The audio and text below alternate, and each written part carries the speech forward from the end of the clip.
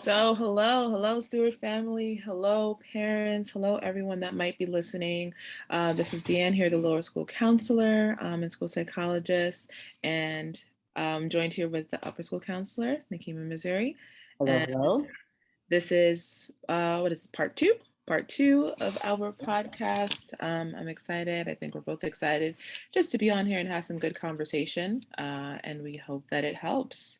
And today we're going to be diving into, I think, a popular topic among parents, and that is development.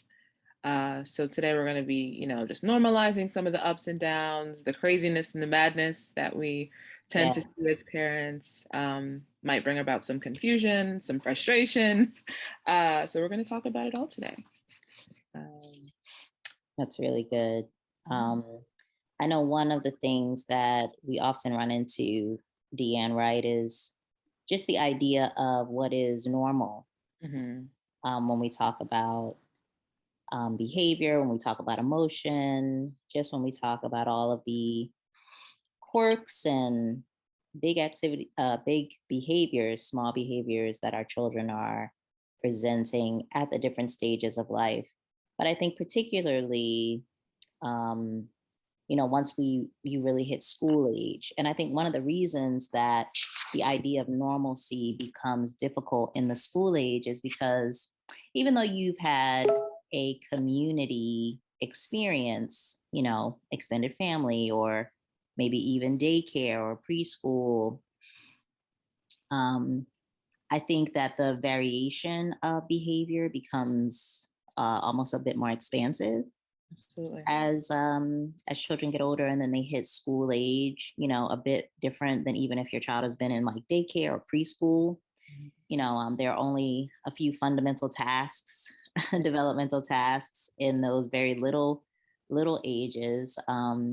But as we get older, we get more complex. And so it's like, okay, well, now that there's a vast majority of behaviors, emotional dispositions, psychological dispositions, what really is normal. And then my catchment of comparison, Yeah. right? Like, so here's a bunch more kids to compare to versus maybe just the 6 or 8 that were in their, little nursery class or preschool class. I think it becomes harder for parents to really hone in on, okay, I see this behavior, I see this goes up or this goes down. Is that okay? Absolutely, I agree. And I'm thinking, I have so many thoughts. But I mean, just as I always like to refer back to like my own personal experience, right? Mhm, Being mhm, a mom, and you've been through it, but mhm, just being a mom of a toddler right now, right? You go from that little person being just your little baby, and they're so cute, mhm. and they're so this, and they're so that, and oh my gosh, to all of a sudden you're seeing this amazing thing happen with their personality and the development of who they are, right? So, we kind of get a sneak peek with their temperament. Some babies are quiet, some babies are slow to warm up, some babies are, just out there from the beginning and like, happy and, ready for the world. But as they go into school, like you said, it's just so different. And as a parent, it's amazing to see. It's interesting to learn your child. But then when those, very natural, very normal things happen, where it seems like, your expectations for your child may be challenged. Right. What you think is not what it is, or again, like you said, that comparison, you're unsure about where your child or your children fit on what we call quote unquote normalcy. It could be frightening. It can be, bring about some unrest. So it's just really interesting. It's really, really interesting. And I wanted to kind of jump in with our basis Mhm, when it comes to, the theory that we're thinking about right now in our conversation, which is from Eric Erickson, a known thinker in psychology. For the listeners out there, you may or may not be familiar with him. But in thinking about like a child who is a toddler, right? There is this conflict that Erickson says that we are all going to go through, right? Everyone has to ride the carousel, is his phrase. Yeah. But when we have those toddlers, those, ones and twos and 3-year-olds, etc., they're going through, figuring out if they can be autonomous in some ways. And we see that, right? The baby wants to tie their shoe. No, no, not you tie the shoe. I tie the shoe, That's right. That's even right. if it takes an extra 15 minutes this morning. That's It right. is what it is. But it's interesting. It's very humbling. I'd say it's very Yes. humbling, but we're learning and we're figuring things out, as we watch our children develop. And I think that highlighting and starting our review of Erickson right there at that early childhood space, and he calls that designation of the lifespan autonomy versus shame. Yeah. I think shame is such a huge buzzword for everyone, and particularly I think parents are very um, sensitive to it right now. Mhm. And to some extent, and I really like and appreciate, and I'll even direct parents to Brene Brown's research and work in shame, because I think where we really can uh, inadvertently challenge assisting our children in their development is sometimes leaning too far away from some of how we engage with the conflict, right? Because we don't want to cause shame. And just like you gave that it's simple, but in that realm of childhood, that tie your shoe example, I really am looking for, right? Can I do things on my own? Who Mhm. am I? What am I? Right? And what kind of sense of self am I going to start to integrate inside my own right vision and purview of who I am? Now, of course, they're not thinking this consciously, but that's like the underlying of what's happening, that Erickson kind of points us to. If I just expand it out in that way, and so it's important for parents to give children that opportunity to, do those autonomous things. It's important for all of us, but at the same time, balance that, I think, presentation of the need for support and to start to communicate, hey, okay, you can do this. Mhm. You are able to do this and you are able to have a certain level of autonomy. Yeah. This is where you can use support to help you maximize autonomy. And Yeah. I think that that's a great segue for, the play age, but also that school age, that Erickson has designated, which, kind of is both of our realms, K through 8, K through 8, K through 9, where, you're in school, you're looking for those opportunities to get challenged, those opportunities to start to test the waters of the different areas of your life, right? You're looking at identity, you're looking at academic demands. Can I do these tasks? Can I make these friends, right? You're looking at social issues and social events. And when I step to these new opportunities, when I engage with these challenges, when I engage on these new frontiers, am I successful? Do I show competence? Right. Or is there a sense of failure? Mhm. And I think that's the balancing act, right? Finding as a parent, how do I, okay, normalize that and let you know that? But then how can I use my relationship with my child?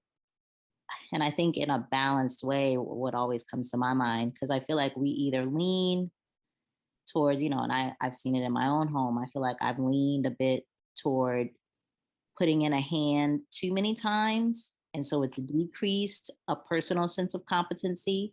Mhm. And then other times where I've leaned too much into letting them take the initiative or letting them exercise a little bit too much of their autonomy. Mhm. And they're not quite aware when they do need to reach back for Mhm. support and for assistance. Yeah, definitely. That was amazing. And thinking about that, I'm thinking about the fact that different children are different and require different things. Yes, good point. Good point, Deanne. And so while there is this, I think, ongoing forever balancing act, of what's too much, what's not enough, I think that it's definitely important to remember that and to give room to that, and as parents to like not beat ourselves up, but to kind of see where we need to course correct, or just be open and thinking like, okay, so I did this with this child. Does it mean that I have to do the same thing again with this next child? Or does it mean I have to do the same thing again in this new situation or this new Yes. scenario? And as our children get older, we can talk more with them and give them language and explain things and all of that. And I'm thinking about one of the things that Erickson says, that during that play age, right, that 3 to 6 year old age, and even the 6 to 12 age, it leads this conflict that they're trying to resolve and trying to figure out, and then we as parents are also trying to figure out and navigate and support them in as appropriately as we say how. It leads to the development of, I think, what by definition we would call soft skills, but are really core skills, right? Like your ability to be resilient. I know that that is huge. As parents, we want our children to have grit and to be resilient and to, you know, at a minimum have a fighting chance in this world, right? But hopefully to thrive. And so of course it's the beginnings of this, and life has its own ups and downs, even as they kind of leave the nest and all of that in the future. But while we have them, we do want them to develop all of these really important skills like empathy, like resilience. And I think that that balance and that uncertainty is just so normal, Yeah. and so natural. Uh, and it'll continue to change, again, from child to child, from moment to moment.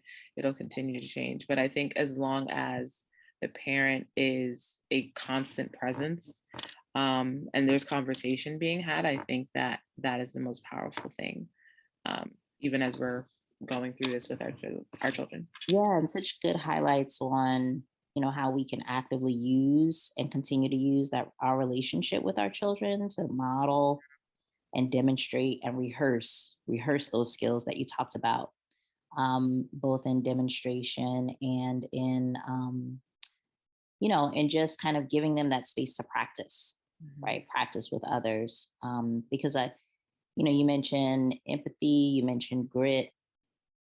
So many of the skills that our children are facing at that critical time in life, they are relational, right? Mhm. And so that's a huge space where we can reflect, this is how you communicate with people, engage with persons, and negotiate, right? I remember learning at a seminar a while ago that negotiation is really one of the core skills that we often miss in terms of relational development, right? It helps with conflict, it helps with need fulfillment, it helps with communication, being able to just kind of show up at the table, whatever the table might be, and know clearly, and then communicate clearly what it is that you want and need, Mhm. is its own skill, Yeah. right? And socially, I think that, in terms of self esteem, it's probably one of the biggest ways that children could really use like a boost there. I Yeah. think being able to say what they need, I love like the positive mantras and, just kind of giving praise and those types of things. And I think they're helpful and they're warranted. Um, but there are spaces, right, where me coming to you and you coming to me, we need to discuss and have some sort of a deliberation about, okay, we're two different individuals. How will we both understand one another and then in some core way meet each other's needs? And I Yeah. think that that's a huge part of that social competence that children are really seeking and they're after. Um, yeah. Yeah. And I remember having conversation, um and I was talking with another person, and we were speaking about the fact that children, they're seeking, especially our school age children, they're seeking like some aspect of control, right? Even in the toddler years, we noticed that as well. They want some So control. true. So true. And I think that giving them opportunities even going back to the early childhood years, right? That 1 to 3, that autonomy versus shame. I think giving them opportunities to have some aspect of control, but then still being present, and providing some kind of buffer. Well, okay, so you can choose this, but no, you can't choose this. Right. So thinking about my own situations with my daughter. Yeah. She's 2.5 and no is her favorite word. It's a familiar territory for a lot of us, I think. And it's something that I know, but it's also new to me as a mom. However, she and I have had our little discussions about, okay, well, you can say no Yeah. to this and we'll choose something else. You cannot, however, say no to brushing your teeth. You have to do this, right? This is not a negotiable situation, but just like giving them opportunity and boundaries, right? And it just speaks again to that balance. And as they get older, I just think, just the issues just get a little bit bigger, right? So, okay, you want to go out, you want to go with your friends to the mall, right? In middle school. Okay, so you can go. However, you need to be back at this time. If you're not able to be back at this time, the next time things are going to be different, right? So there's Yeah. always that negotiation piece. And I think that even with the way that we provide boundaries that children hate and love at the same time, Yes. um, I think that is a good example of the things that they need. So they're going to be able in that moment, and we can create those spaces for them as well. Again, there are certain things that you can negotiate. There are certain things that you can't. And that's going to help them as they get older, as they go Yeah. to college, as they get in Definitely. school and, have their own careers and all of that, knowing Yeah, it's such a time. big skill. It's such a, it's such a needed skill. And I think as much as parents can present the places in their life where they negotiate, the Yeah. ways that they negotiate. Um, and I've even found as a parent that it's, just kind of thinking about this, it's been a great reflective check-in for myself. Where do I kind of show up to the table and I'm not very assertive, I'm not very clear about what I need or what it is that I'm after. Or, I'm maybe leaning too much into like a non-negotiable, harder, rigid boundary when I really could be a bit more flexible in this space and in this situation. And so I think in terms of building self-esteem and building some of that social competence, and parents, when they're looking for things to say that to their children, that really like talking through those negotiation skills with them can really be helpful, just like you eloquently demonstrated right there. I think that will really help decrease, conflicting emotions, conflicting feelings, and also just the element of owning your own psychological calm. One of the biggest things I find with as we get older and we are in those greater realms of kind of finding what we're good at, finding who I am, what is my role, both in my community, kind of in my larger society, is I find when we're triggered, owning that I'm triggered and like so even though it might have been outward, it might have been someone else, but if I'm feeling bad or distressed or tense, Yeah. it's mine to care for and mine to nurture, um, and mine to, respond to. Yeah, no, I agree. And I think that's yet again another opportunity to even just, be an example for your children. I think that a lot of people might struggle with that, struggle with accepting that, struggle with sitting in that and owning that, as you said. But it's just so powerful. And it's an example, you know what I mean? So if we can share that with our children, they'll be all the better for it. I remember actually speaking with a parent and I kind of thought that it was, I had just noticed something about their daughter. They had mentioned to me that they feel like they care a lot for other people, for example, and they ask them how they're doing and check in on them, and they don't feel like that's reciprocated in their relationships. And so I had mentioned it to the parent, not to be alarming in any type of way, but just like Right. it's Right. something I've noticed. Is it okay if I check in with her? And both of us having, working at an all girls school, the girl power thing is strong. It's in our veins, and, wanting to give children a voice, and, teaching them how to properly, at the right time and in the right way, That's it. advocate for themselves and speak up, whether it be interpersonal relationships, with their friends and their peers, or, how do you speak up if you disagree with something maybe that an adult is saying, but how can you still be Yes. respectful and, Such a you good know, point. but I think that uh, everything that we do, they're opportunities, and Yeah. we can show our children our vulnerabilities in some aspects. We can show our children where we have maybe misstepped. We can, have conversation about that, and I think that's a good way of building empathy as well, in our Mhm. children. Because and I think as parents, I think it's kind of nice when we feel like they look up to us and see us. It's like, oh my God, you're amazing. And as they get older, you're like, mom, whatever, Just a little bit, right? but I think that, and even in thinking about conversations I've had with like older students, I think that they respect when you can say, okay, like I made a mistake. You know what? I'm going to try and do it this way.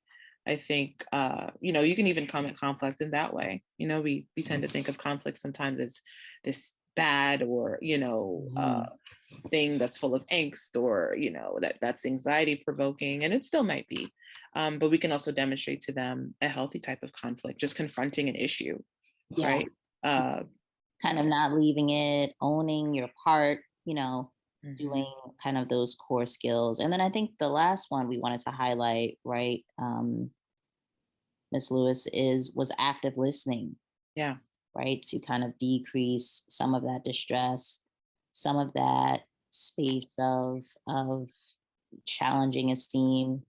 I was on the phone with a friend the other day, and she's kind of having a moment with a teenage nephew. And she called me for some advice, but his case was really kind of far beyond, like, our military term is far beyond my pay grade, or far beyond my rank. Yeah. Excuse me for the military term. But, at the end, she said, you just being a presence today and really just kind of reflecting what I was saying, asking me questions about it, and just really walking through the ideas of it, the feelings of it. It really just gave me encouragement. And so, to your point about that relationship establishment and how we decrease some of these conflicting feelings, active listening, and active listening, right, really carries those elements. I'm exploring with you, I'm summarizing and reflecting back to you what you've said, and then I'm searching. So I'm asking questions. I'm looking for who, what, when, where, how, and why, and letting you walk through what that is inside of you in regards to the issue.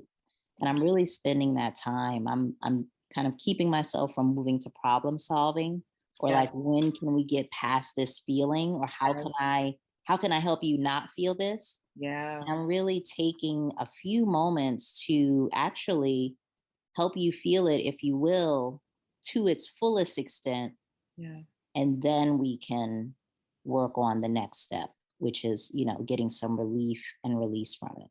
Absolutely. I love that. I love that. I love that. I love that. As you were speaking, you kind of already spoke to what I was thinking. Yeah. I remember doing a training recently, the trauma sensitive classroom training, and it was great. And it's, some of what I got from there, I shared with a parent shortly after. And I held on to it myself, before I passed it along. But as you said, it's easy to move past try to bypass the hurt feelings, especially for our children. And you and I have had conversations, For even sure. just parent to parent, and person to person. I'm like, well, I don't want my child to feel pain, and I don't want them to suffer For in sure. certain ways. But as you said, sitting in that, and um, just how crucial that is, how important that is. I think that we skip it because we don't realize that it's crucial. We don't realize that our jobs as parents is not just to make the boo-boo go away, Mhm. right? It's to explain to them, it's to sit with them, it's to, even if they don't want to talk. And there are moments, and we've had this conversation too. I referred to this book, The Whole Brain Child, that I love, by Mhm. Daniel Siegel. Good. But it Yeah, it talks about not trying to address something with your child or even trying to teach them in a moment where they are very And the emotional. hyper state. Yep. Exactly. And not able to even access, their rationalization and all of that, Right. what they have. Right. They're not able to use their upstairs brain right now. They're more sophisticated, thinking. You kind of have to meet them where they are and sit with them where they are. And that alone, just that piece alone is so important for that building of relationship and for that connectedness and tying it together with the training tidbit that I got, just the importance of that, uh, you know, again, it builds on the relationship and feeling heard and feeling seen and feeling understood and even validated then opens up the heart, opens up the mind to even receive correction, to Mm. receive change, to feel loved and accepted first. Um, So well spoken. So well spoken, Miss Lewis, for sure. For sure. I really appreciate that.